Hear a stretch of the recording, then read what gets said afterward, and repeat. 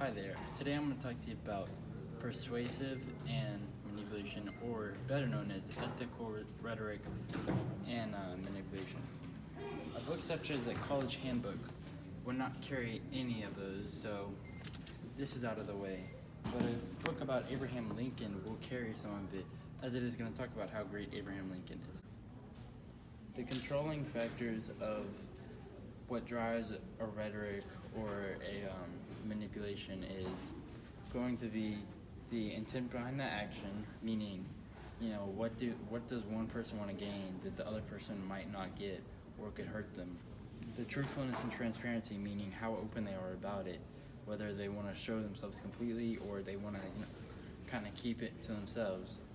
And the lastly is benefit or impact on the person, such as negative or positive.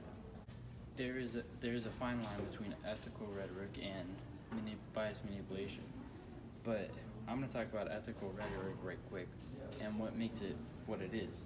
So for one, there's a clear understanding of what's going on. As I said earlier, it's about transparency and how open you are. If you're really focused on one thing and you show them that, then you're not going to do that. Such as voting.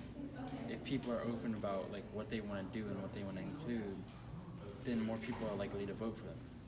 The next topic I'd like to talk about is depends on judgment, which is, are they going to use their judgment of the person, the victim, or are they going to, not do that? And it's not just the judgment of the victim, it's the judgment of the person who's committing the act or whatever. It's how far are they going to push this person, and how far is that person going to let them push them.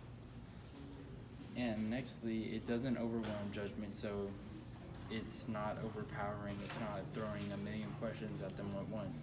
It's keeping it very solid and very in line with what's going on. Back to my voting thing, they're asking you to vote for one person, not a whole, senator and House of Representatives and all that at once. They're asking you to vote, in pieces.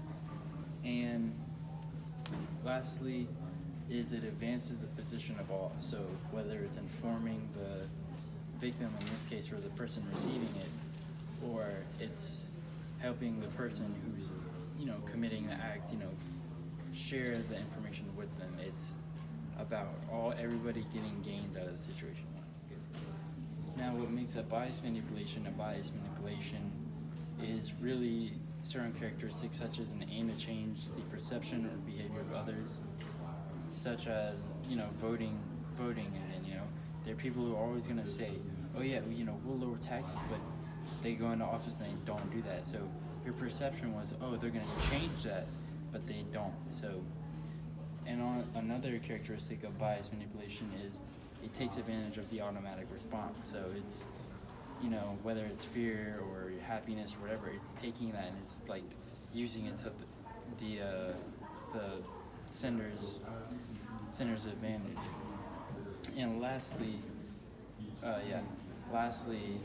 the victim of the manipulation doesn't realize they're being manipulated, and it generally will negatively impact them, so that they're gaining nothing and they don't realize it. So some prime examples of bias manipulation and ethical rhetoric are, as I've been using throughout the whole thing, voting clearly.